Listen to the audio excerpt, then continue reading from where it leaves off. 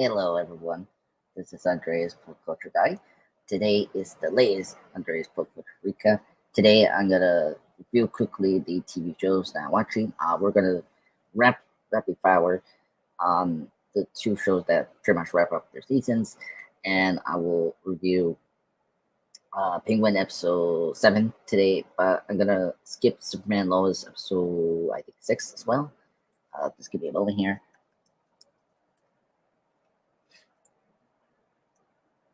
Yes, say that with episode 7. So I'm gonna do a 2 episode review next week. So anyway, hello guys. I hope you guys are doing very well. I am very excited to do this new kind of change up with pop culture recap. So today, not only we're gonna do reviews of TV shows, but we also gonna do a movie review on Goldfinger, the 60th anniversary. So let's do this. All right. So let's get into Agatha all along. The final 2 episodes. Follow me, my friend, to the glory at the end, and Maiden Mother Chrome. Very interesting. 2 final episodes. So we're gonna say about Agatha all along. Fantastic series. I thought they did a really good job of sticking to the landing compared to other Disney Plus shows. So I gotta say, I highly recommend for you guys if you guys were very like hesitant to kind of get into the show. I think that this show was a really good show. Had great writing, great performances from the cast. The production value was top notch. I think you guys will really like the show. It was better than really the other Disney Plus that we have, like the Acolyte. I mean, even the Marvel stuff like Secret Invasion, Echo. I thought those were very lackluster television offers from Marvel Studios, and I thought they had this very good show that I think no one really spent or didn't really want. It's like, why do we focus on the spin-off character from One Division? I think they totally earned my trust in that. So what happened with the finale, or these 2 episode finale? So first off, we get I say a bit more with Real as death in these final 2 episodes. At the beginning of episode 8, we see Real taking Alice to the afterlife, and then pretty much seeing our remaining characters having their somewhat aftermath of what happened with episode 7 with Lydia. Sacrificed herself to save them from her trial. And what I like about this one is like we get more information about Real, why she's there. She wants Billy because he reviews Billy as an abomination because he was gaining a second life, and so Agatha agrees with Real to exchange Billy to her. So that's what happened, and so Billy and Jane and pretty much Agatha continue at the end of the road, and they go to this trial that was like I guess Jennifer's trial. So okay, so. As I said before, I think the show is really good. There were some missed opportunities I think I brought up last week. And I think the trials, in hindsight, was a good concept, but I feel like it just never really planned out right with certain characters. Like, I think Leia's trial was great in episode 7, but I was very confused about, this was Jane. Like, it was very routine. Like, oh, we got the reveal that her powers being bound was from Agatha, and so this was a very negative part of this episode for me. It was like, why do we need it to reveal that Agatha was the one that did the bound to Jennifer? I really felt that was unnecessary and very convenient for the storytelling, like to progress with Jane's whole arc. I like things about Jane, but I feel like the show didn't give enough time for her to shine, or I mean, to fully develop her character, or like give her some agency and and like get her powers in a very organic way. So this part was very convenient, and I just didn't like that. I prefer the story that we got for her, that someone from Boston tricked her and stripped her powers away from her as a witch, and I felt like that was something that was a huge mistake. So I didn't like that story point. So after that, I think Agatha, helps Billy to kind of unlock his powers a little bit, and he has this vision of the scene that Tommy is going into a new body, and he disappeared in the trial, and then we get Agatha putting something in the ground, like a piece of Nicholas' hair, and like a sprout came out, and then after that she's kind of getting out from her house, and like we're now in back to her like house in Westwood, which we see Rio here confronting her. And by the way, one of the things that was a major improvement on WandaVision was the battle. Here, I thought the battle here with Rio, Agatha, and Billy was way better than what we got from WandaVision's season finale with Wanda versus Agatha. I thought the effects here were better. It wasn't this big, bombastic, like light show. It was like very intimate. It was on the ground. Like I thought they did a better job of improving, like the final stakes, which I like. And we see Billy in his weekend costume, which was really cool. I should maybe put this up here. Let's see here.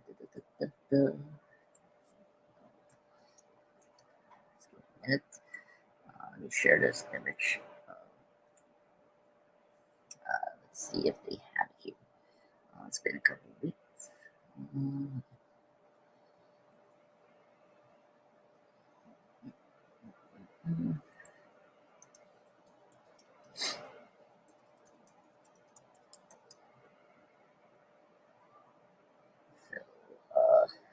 It's giving me, guys, trying to find that full image, which some reason they don't have it right here, which is weird. Give me a minute. Oh yeah, classic Andreas here. Oh, here we go. This is a good one. Hopefully it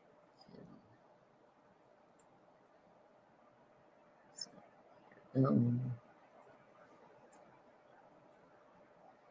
I hope you guys can like this one. Here we go. Share the screen, and then right here. Share. Okay. So I see here this is Wickedness costume we saw for this episode 8. Really fantastic costume. They did a really good job of making it into live action. I really dug the hood. It's from the comics. The blue crown is actually, I think, a new addition to looking in here. No, like you can't say usually like a silver one. Like you can't like a silver like headpiece that is like Gambit's. Like there's like a black like shade and like you have like a pieces in the forehead. But here I really like that they switch it out to have like a have we can have like a Scarlet Witch crown, like Scarlet Witch, and I kind of like that. Fantastic costume. I thought this was a great adaptation where it doesn't feel like it's made for a costume like designer. It's actually made from a kid, and I think that it's one of the key things here. Like you look at it's put together from Billy here, and I think I really enjoyed that. Really impressive. I thought John Locke did a really fantastic job of being Billy here, and I think he really shines in this episode with Agatha. So while they do the battle, Billy gives some power to Agatha to like fully restore, and we see her back again with her like costume, which we'll kind of get here. Let's see if I can do this right here. So let me do stop share, and then do the share here. I see here, this is her costume from WandaVision, so it was really cool to see this again. Again, very like bombastic finale, but done right. It was just really thrilling. And then, of course, you think that Agatha is going to betray Billy and give it to Rio, but then Billy, through like a great burden to her. That this is how you did. This is how Billy died. Nicholas Scratch died, and of course she stopped, and that she gave in and like tell Rio take me instead, and then pretty much Agatha died in episode 8, which is crazy. So she starts to decay in the grass, and like all like I guess blossoms are coming out from the ground. Really cool visual, and I was very shocked about that. Plus, she's a mortal witch, so it makes sense to kind of decay like that way. So after that, Billy, is free to go. Rio was, Audrey Plaza, great actress. I think she really performed well as Rio here, and the way she say go and like her expression under the makeup is really cool. By the way, the death design is really neat here. Let me put that out here. Um, the death, this is cold.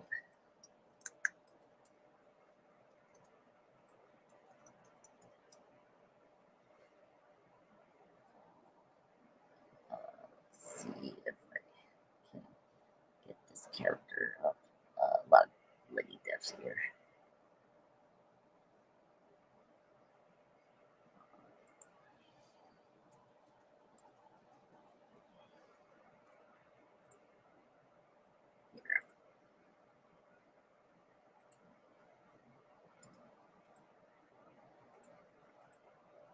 Okay, right there. That's our official look of Lady Death. Really cool. I thought the makeup was really great. I thought this was CGI, but it isn't. It's full on makeup, which is really cool. Really dug this costume and design that they put together for this version of Lady Death MCU. So after Billy leaves, he his parents worry about him. He's been gone for 4 hours. He takes shower, and then after that, he goes to the room that we've seen previously in the episodes, and we get the big twist here that the role did not exist. Billy created the role, the witch's role, similar to to his mom, Wanda, what she did to WandaVision, where she created the hex, and so I thought that was I never really expect that. Like I kind of knew that Agatha haven't been there, but the fact that Billy was able to create this witch's role was really neat, and I thought that was a good change from the comic books. So that's what happened, and he realized what he has done, and then we hear Agatha laughing after the reveal, and then we cut to credits. Then we get into episode 9, where we get more background on Agatha and her son Nicholas Scratch. And a big twist happened here is that the whole witch's rule, despite so we got 2 double twists with the witch's rule. First off, Billy created the witch's rule. Number 2, my theory that Agatha didn't go to the witch's rule because it was made out by her and her son. So the reveal for this flashback was she made this huge con about the witch's role to trick the covenant of witches to like absorb their power and like be more powerful. That's what happened. So this whole witch's role thing was such a big lie and big con, basically, for Agatha to steal everyone's power when they interact with her, and that's the reason why it's like that's why she holds dearly to Nicholas Scratch, because Nicholas Scratch um, also helped the con as well. We get revealed in the flashback that yes, Nicholas Scratch was supposed to be dead, uh, you after death, after birth, but then death eventually gave 6 years for the kid to live. When it was time for Nicholas to pass on, because I think when he started to cough, that was like the symbol that you know um, Rio was going to take her, because he was growing sick and death takes him, which devastated Africa. So it made the relationship with Rio and Africa really strained. One thing I gotta say, a lot of people brought up was the like wet. So initially, I guess I'm kind of happy we didn't do this, like, because throughout the show we were talking about Darkhold, the magic book that Agatha had in one division, and of course, Scarlet Witch had in the what's it in Doctor Strange 2, Multiverse Madness.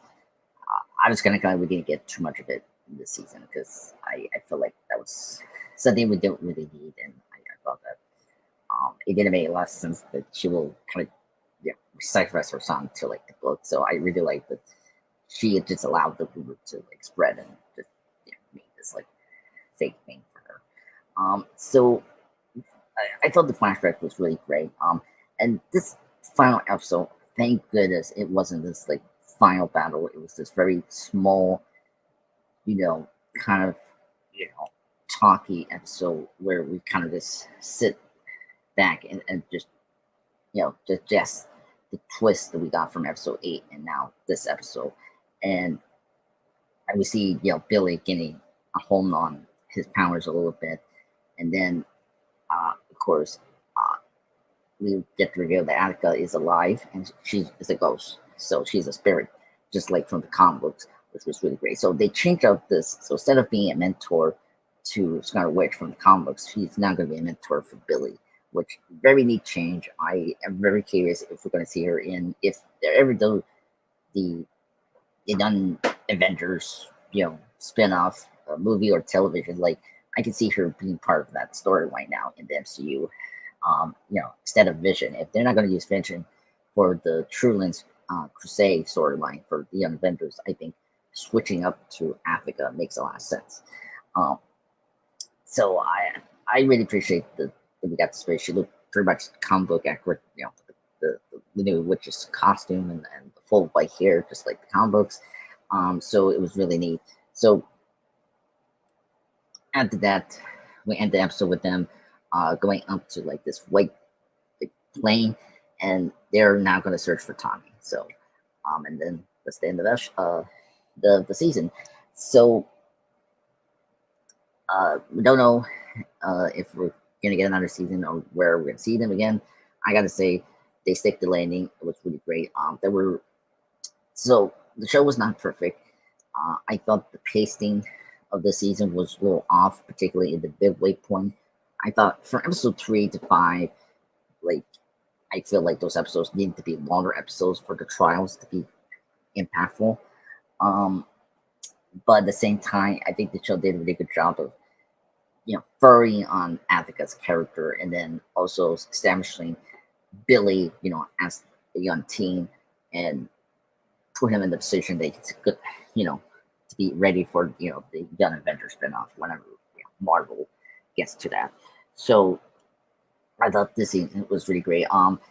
And I guess I one of the things that has been a problem was just from other Disney Plus shows for me was like just randomly killing off characters. I think this show did a good job of killing off the characters that will impact the plot, and I think they did do that. One thing I have to say, that if you were hesitant about a villain show like Agatha, they did a really good job of keeping Agatha as a villain. So just like the Penguin, they did a really good job to remind us as a viewer that Agatha is not a good person. And I think that was the one successful thing they did. So I really enjoyed the show. I will give it like a 8 out of 10 for the full season. I think it delivered on entertainment. It's I think another successful show from Marvel. I'm very excited now to see the Vision show. If we get this WandaVision trilogy, be the best trilogy we ever gotten for MCU, I think we're in good hands. So yeah, WandaVision, Agatha all along. So highly recommend watching Agatha all along, season 1. So now let's move on to Daryl Dixon, season 2. They wrapped up their season. I gotta say, I thought this episode was really good. Two things you have to know. So Ront did get out of Paris with Ash, but Carol and Daryl stayed behind. So now they're traveling to London to find some way to get back to America. So this episode was pretty cool. There was like a couple of things that were very silly. That they were trying to wrap up the whole Paris thing. thing. I gotta say, the other character, Conran, the main French villain from last season, and then here having his redemption arc was still the MVP of the season. I thought his relation, getting the reveal about what happened to his brother from Daryl was really neat, and his like hallucination in the tunnels was very horror like, and I thought that really worked. Um, what didn't work was this random things that happened to like wrapped up storylines. Like we had to wrap up this one character that we had for first season and of this season to like fall in love with this new lady, which we barely knew. Like she was introduced to this episode, and I was like, okay, so very silly that like the biggest part of the episode was that, and like he stayed behind because he's now in love with this new person that we saw this one episode. So yeah, Walking Dead in a nutshell. And we got the villain, the last lady from the nest. She survived from episode 5 last week, and she was like sort of my mini villain for this episode. We didn't need her. She was like very pointless, and like she just. I think you could just easily use the walkers or the foreigners or whatever walkers that we have from Walk the Universe to beat the threat. I don't know why we need human villains sometimes. Like you just use the main human villains for the long arc, but the fact that this show wrapped up everything from first season, from Duran's death and even the Netzler. I'm surprised the Netzler died last episode. We don't really need another human villain, because then they did the stupid thing is to have these two other people that were helping Daryl Carroll to go to the tunnel, and they were villains. And I was like, why? It's like unnecessary. What else? Yeah, not much here. I actually, Carol, hallucinating herself as a walker, and her daughter, and like finally to come to terms with her daughter's death was a very good, payoff. Of I guess the arc that we kind of set up here of like she's still having, survivor's guilt on what happened to her daughter from season 2 of The Walking Dead, when her daughter was a walker, and she was in the barn the whole time, and house was formed, back in season 2. So yeah, that makes sense. I thought that was a good payoff, but I think they could have saved that for next season. I feel like one of my biggest problems with this season of Derek Dixon was they had too many plot lines and storyline, and they like rushed into them, and like didn't satisfyingly pay them off in this season, and it was just completely disappointment. I mean, there's things that are good in this season, but like not as big moments like the last season, or that season, first season, had like, a great pace, well lean storyline, and they paid off everything from that season. And I thought this season was like, it felt like that this season they were trying to get away from this setting and trying to move on to a new setting for season 3 of Daryl Dixon, which I'm fine with. But you could have easily done that in this episode instead of just doing it this like last 5 episodes. Yeah, because I like certain things in that they established, like Isabel, the nuns, Laurent. So I get you got Carl back, but like you can easily pull her into this universe for like a little bit for season 2, and then season 3 we start slowly moving out from like the Paris setting. But nope, we didn't do that. Let me stop the sharing here for Def. But yeah, I thought that was one of the weakest part of the season. Not much to say about this finale. I gotta say I was very disappointed with season 2. I will give season 2 like probably like a 7.5 out of 10. It didn't deliver on the highs that Daryl Dixon season 1 did, but it doesn't mean it's really bad. I don't think it's the worst season that we got from The Walking Dead. There's a lot other worse seasons in The Walking Dead universe, so I think this one was just a very like somber slump second season, which I guess I kind of expected, after they were getting Carol. But I still highly recommend watching the show, and I'm very curious what we're gonna do with season 3. So I'm excited for season 3 next year. So okay, so then we get into the Penguin. Now the Penguin, oh boy, the Penguin is amazing. One of the best shows of 2024. So we got episode 7 before we get into the season finale. So this episode was Top Hat. And speaking of flashbacks, this episode 7 of Top Hat of the Penguin, we get a flashback of young Oz, and we see his young mom. We see his brothers alive, in this flashback, and we see how his life was before the events of the Batman, or in the present timeline of his show. And we see like very interesting. So like he, obviously as a third child in the brother sibling thing, right? He does want attention and the affection that he wants from his mom. Like he does really love his mom deeply, but he's very aggravated and frustrated with having siblings to share the affection with the mother. And then at the same time, you see here a little bit that he slowly wants to get into the gangster life. Especially we get a little brief glimpse of Rex, the main gangster in his town that we got mentioned in the first episode of the Penguin. And that was really interesting.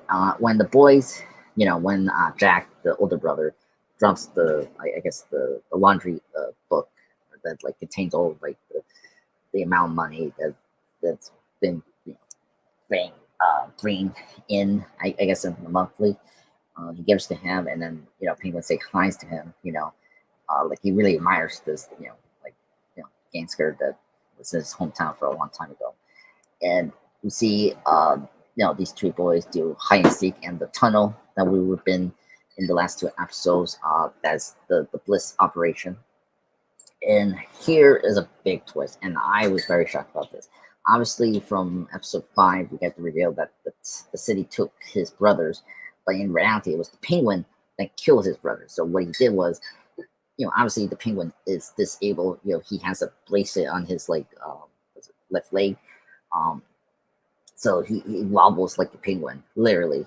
And in this scene, he thinks that his brothers intentionally did that for him to have a troubled time to get down to the ladder, and he gets so frustrated, and he locks the door for this tunnel that his brother's in.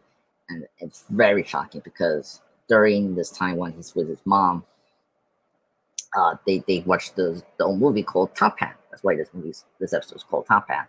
This classic old Hollywood movie from the 1920s. And while we were seeing this scene, we intercut on the brothers being stuck on the tunnel underground, and they are getting flooded. And so, in each scene, you're hearing them desperately yelling for help, and then the last scene is we don't hear any noise, and they're gone. Wow, I never expected that twist. It just shows, despite the Penguin, this version of the Penguin, I like this blue collar, super villain. For this version of the Batman universe, I really dug this better than the whole gentleman crime Penguin theme that we usually get for the comic books, the 60s show, or not Batman Returns. Batman Returns, well, a little bit Batman Returns, but that was very Chip Burton. I really dug this, but he's still a crooked person, and you see he's very selfless, and the fact he allowed his brothers to die to just have all the affection and for his mom, it's very very scary and very f up, I have to say. So after we get the flashback done, we get back to the present time where Oz arrives to the complex apartment, and he sees Vic being unconscious and his mom gone. So Sophie has taken the mom, and then Sal and his henchmen are arriving, and so Oz forces Vic to leave to get more army for him to battle with Sophie.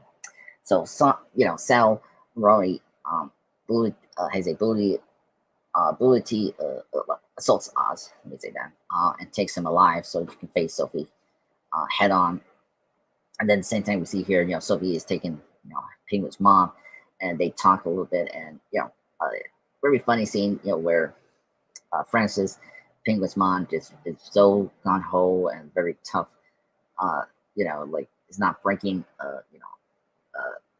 really away. It's she's not worried about Sophie at all. She's handling herself well in the scene. And then we get her having another like dementia episode, and it's great performance by this actress that's playing Oz's mom here, and it's just fantastic. While during this scene, Dr. Rush, Sophie's love interest, warns her that the police are looking in to question Gia in the orphanage because she's the only witness in the Falcon's death, and so she will kind of talk to her later in the episode, which we'll get into. So next we see again Oz and like Marcel wave the Bliss operation, telling the man that now that the Maroons and the Gigantes are taking over the operation, and Oz is kind of like stalling a little bit for Sal to like get distracted, and so the moment was right when he kind of like starts to provoke Sal towards violence. The man takes the advantage of turning off the lights, and everything kind of goes into fight.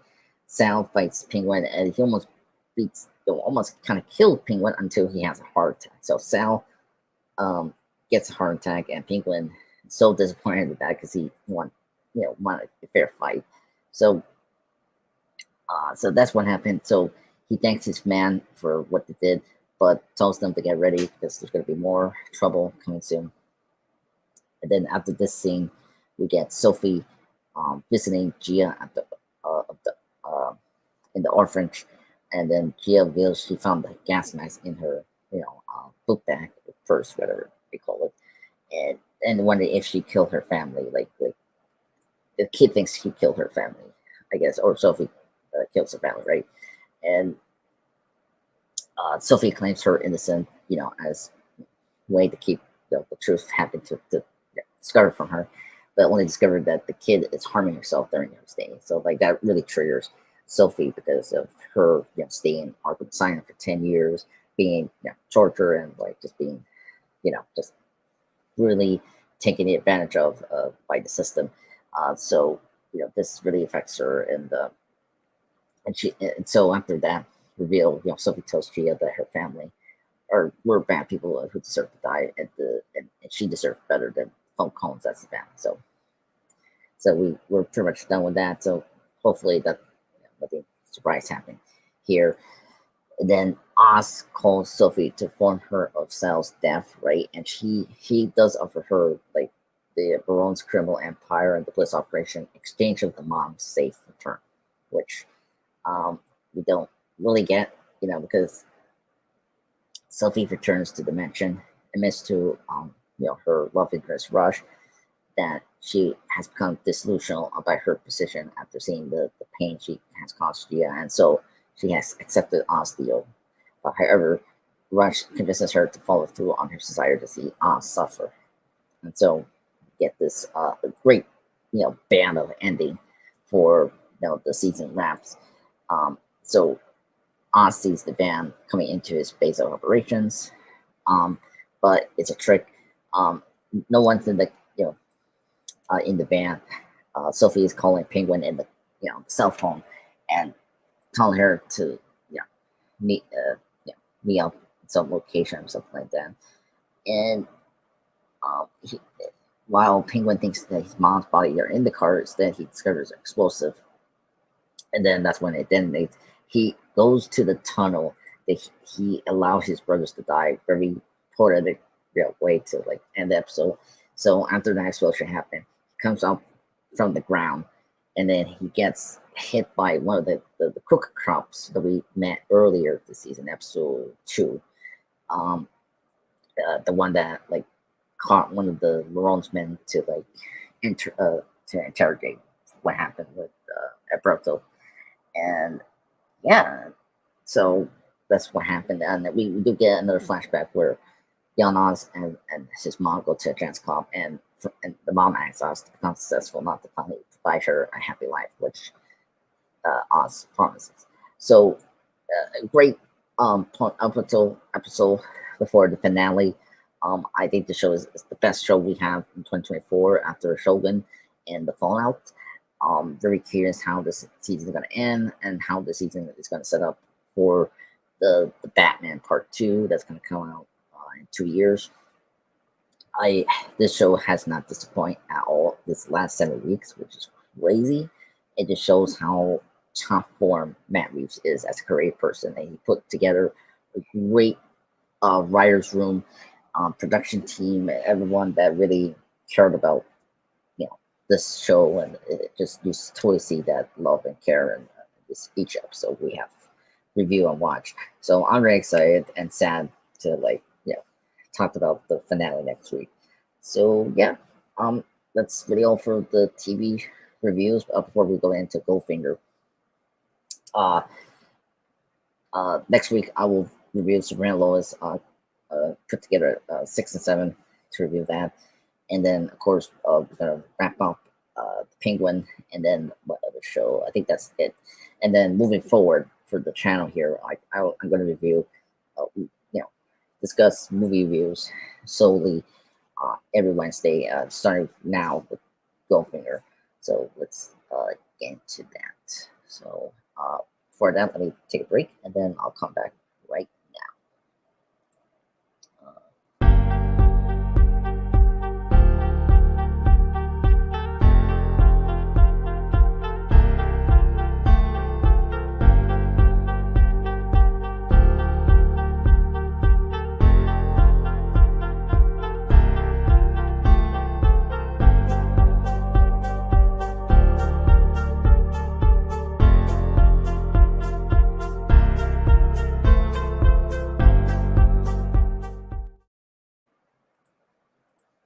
All right, back, guys. Thank you for waiting. Okay, let's get into Goldfinger. That's the movie we're discussing today. Of course, everyone knows Goldfinger is the 1964 spy film, the third installment of the James Bond series, produced by the Eon Productions, of course, by what's the producer's name? Albert R. Broccoli and Harry Saltzman. Starring Sean Connery as the titular character of James Bond himself, MI6 agent. This movie is based on the 1959 novel of the same name by Ian Fleming. It stars Honor Blackman, Gert, Fröbe, and then Shirley Anton.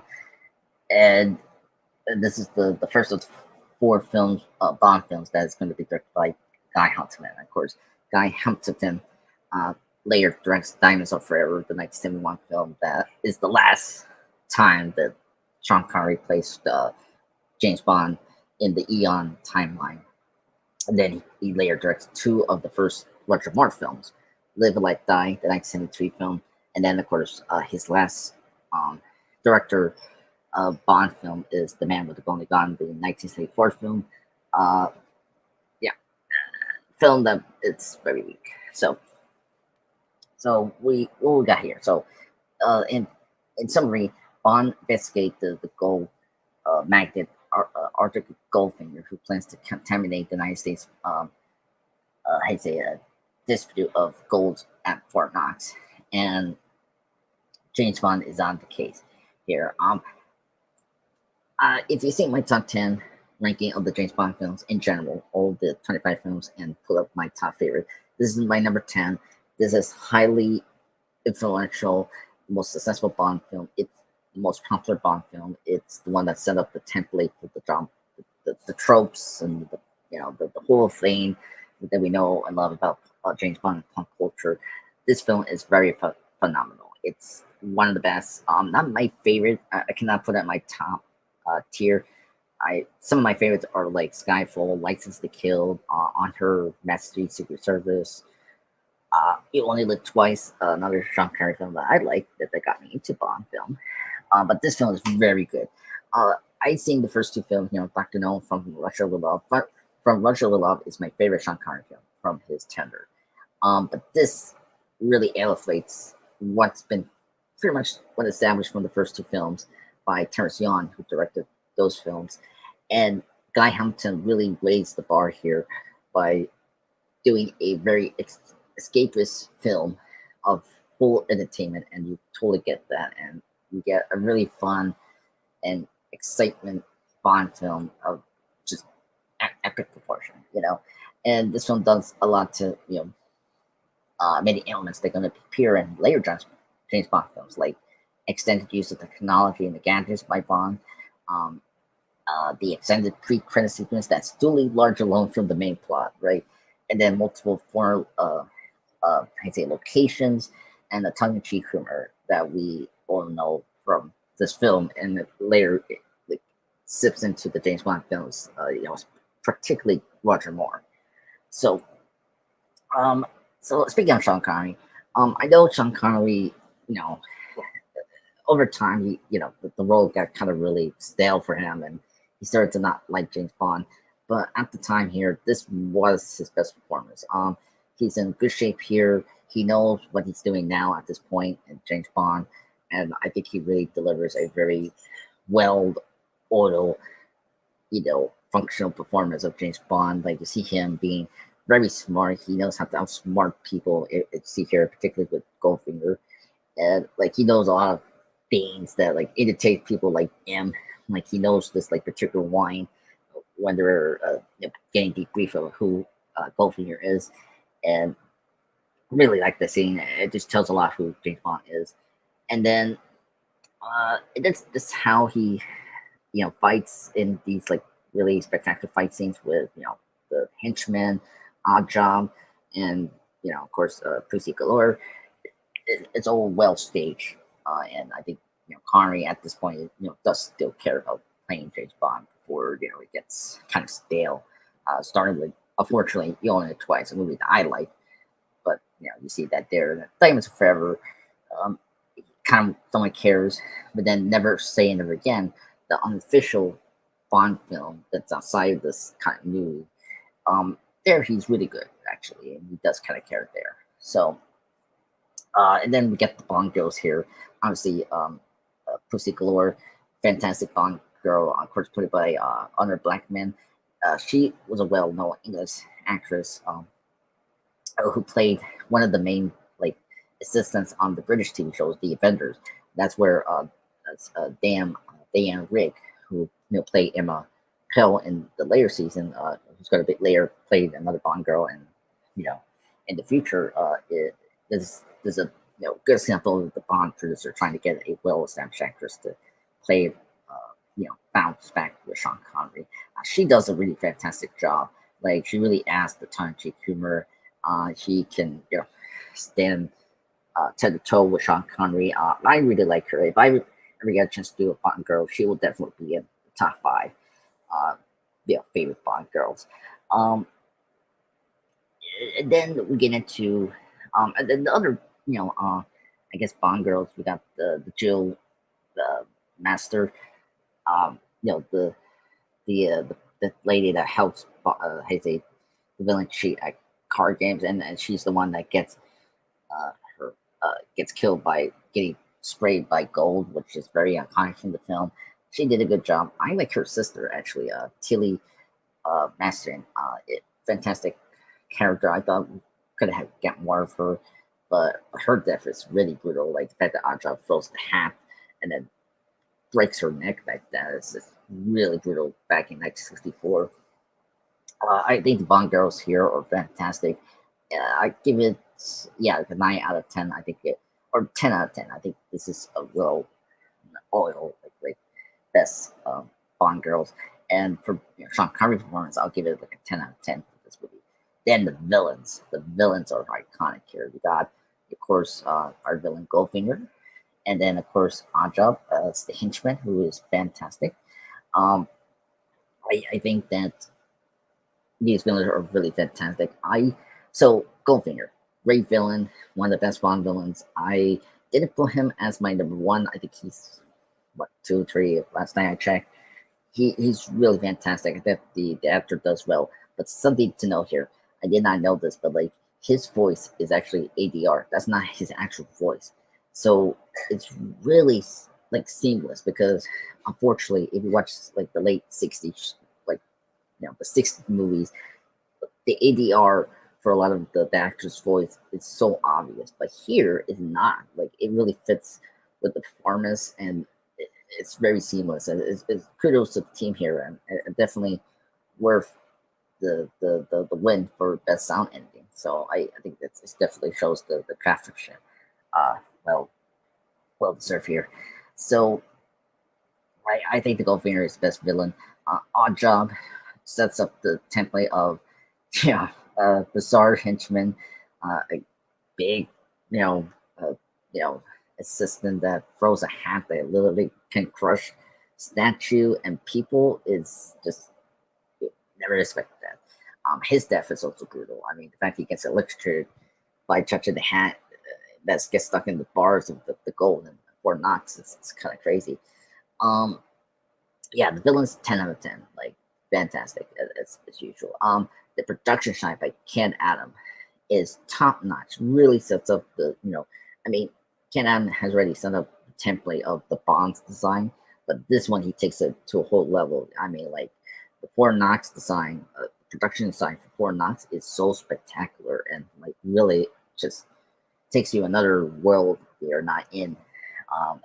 So I really, really, I mean, appreciate that Ken Adams still continues in the film franchise until I think Raker. That's where he kind of stops doing the production design because it makes sense. After that, you want to try to kind of be more realistic and grounded for Bond. Um, yeah, and then we get into the gadgets. We get our first introduction here as the Aston Martin, first appearance here, and it's so gorgeous. Like having a tech car half full of gadgets and weapons. It's like it's literally the battlefield for a spy, and I think it's well like iconic and it's just well used here. A very trivia thing here. It does come back for Thunderbolt, but it doesn't come back in the franchise in 30 years until GoldenEye. GoldenEye brings back the Aston Martin, this model that we see here in Goldfinger, and of course Daniel Craig uh, era his tender. We see it from Constantine Royale, Skyfall, and Spectre, and No Time to Die. So I was really intrigued about that. Now Tim Dunn does have Aston Martin, but that's a different model, and it's not the one that we usually see, but it's a different model during that decade. So and then we get the other gadgets like the tracker um, miniature, really good gadget there. Yeah, all the gadgets around are really cool. One of the big important things about this movie that really established is the Q and Bond relationship. Here, Dixon Llewellyn really brings Q as his own and like really established the consistent performance that he was going to give over oh my god, like what 20 or many films he's in up to World's Not Enough.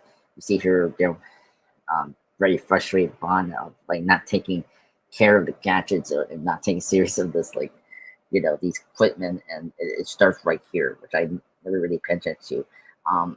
Definitely the important thing about here is establishing that here. What else did we bring up here that's kind of important?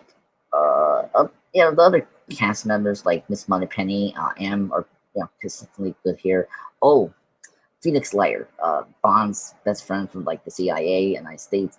So growing up, I never noticed this, and I mean, I kind of noticed this with Batman, of course, with Bell and Michael Keaton. Um, the constant different actors of Felix Leiter is so annoying because it just drives me nuts that they cannot find the perfect person. They do find that later in the series, like one with Roger Moore that comes back for License to Kill. Then of course Jeffrey Wright, who plays the new Felix Leiter in the Daniel Craig era, who's really great. I wish he was in more of his movies. Unfortunately, he's in like the first two early ones, and then he's not in Skyfall or Spectre, but comes back for the final one, No Time to Die. But yeah, I don't particularly like this version of Felix in this movie. It's a different actor from Doctor No because he's not in Front Rush of Love. So we see again Felix and Thunderbolt, but he plays by a different actor, and then Diamonds Are Forever is the next time we see Felix, and he plays by a different actor. So it's very weird. And then yeah, the actor that plays Felix in No Time to Die, David Hansen, who is a fantastic actor. I think he's the best, Felix character actor for that. He thank goodness they brought him back for 1989 License to Kill.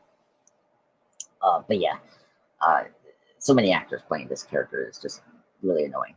So besides that, uh, let me see what else we can bring up here.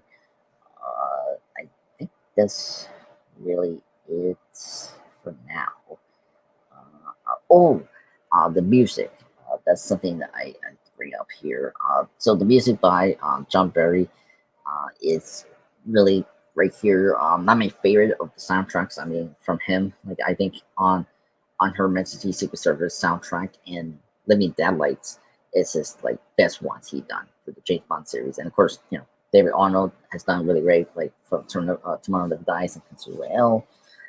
Bill Conti for Your Eyes Only. Like there's a couple of great ones. I Live and Let Die soundtrack is really good, but the Goldfinger one, very fantastic. He does a really good using the James Bond throughout the film, but also using the Goldfinger title song from Shirley Bassey.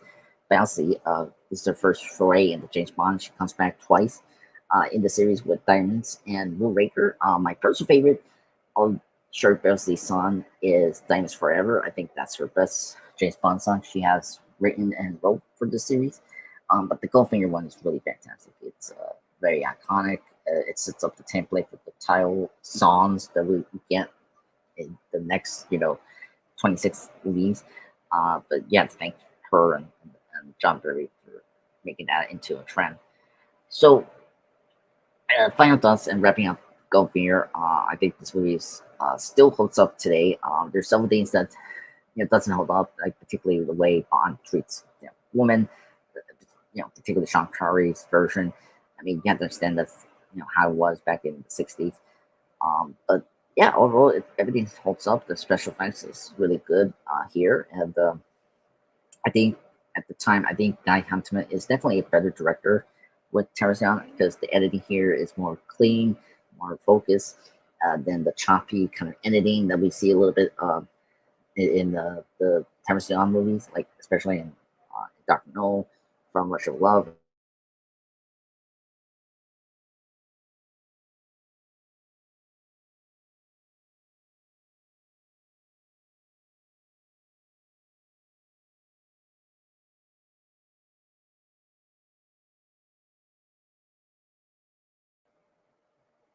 Sorry about that, guys. Something happened with my stream yard. Anyway, so I am trying to remember where I left off. Stupid stream yard. Oh yes. Wrapping up. Movie. Highly recommend it. Rating will be like a 9 out of 10. Not my favorite James Bond film, but it's still important to the James Bond series. So I just want to thank everyone for joining me today for this awesome Andre's Pop Culture Recap on Goldfinger and plus the TV shows that I discussed. I hope you guys really enjoyed this. Hopefully this format will be the new one to stick up to 2025. See how this goes. But yeah, Goldfinger. Happy 60th anniversary for this film. It's crazy, 60 years of Goldfinger. So have a great day, guys. Ciao. Have a nice day. Bye bye.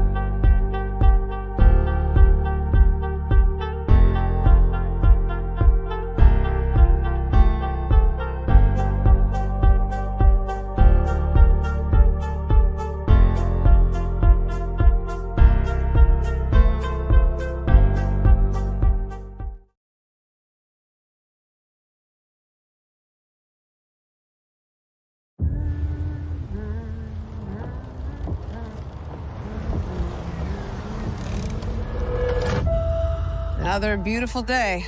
Surprised to see you out here, Detective. Jane Doe. Found her down here by the water. Cause? Blunt force trauma. What happened to you? I have a lead in the case. But I can't shake this feeling I'm seeing it wrong.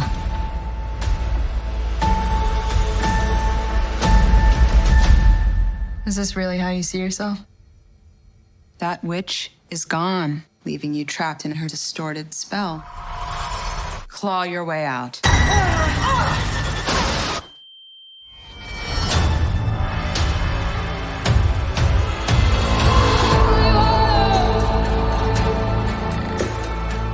I miss the glory days. She took every bit of power I had, but I can beat that witch again. Well, the gang's all here. Let's hit the road.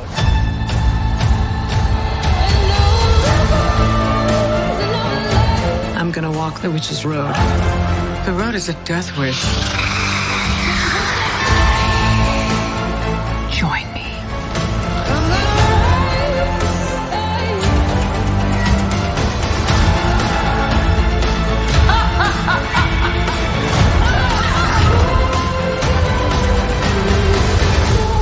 What witch in her right mind would join Agatha Harkness's coven? Not looking for right-minded witches, as it happens.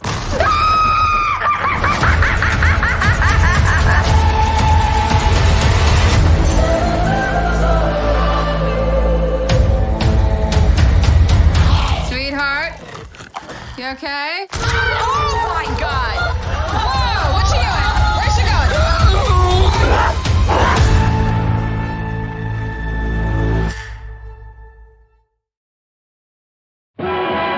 Stop! Look! He's gunning for trouble. 007. It spells Bond.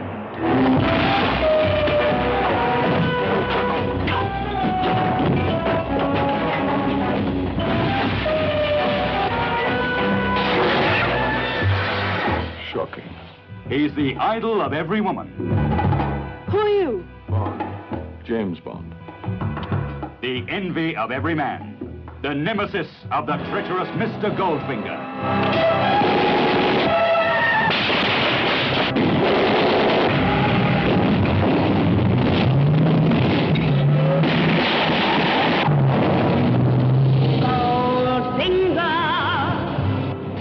Goldfinger, a triumph in thrill-making cinema entertainment. The man with the A mind. three-time winner for Fleming's Secret Agent 007.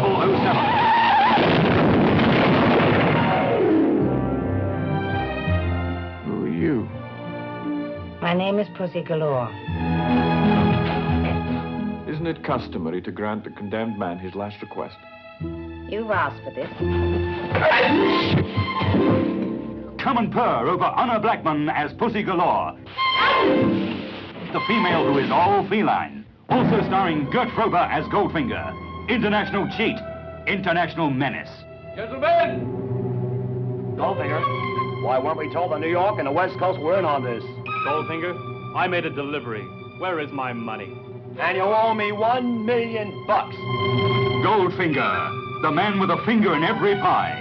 His goal, Fort Knox, the world's biggest bank. His enemy, 007, the world's wiliest, toughest gentleman agent with a license to kill. 007, it spells Bond. James Bond, mixing business with girls and thrills. Girls and fun. Girls and danger. The hotter the danger, the cooler he takes it. I think you've made your point, Goldfinger. Thank you for the demonstration. Choose your next witticism carefully, Mr. Bond. It may be your last. Do you expect me to talk? No, Mr. Bond, I expect you to die.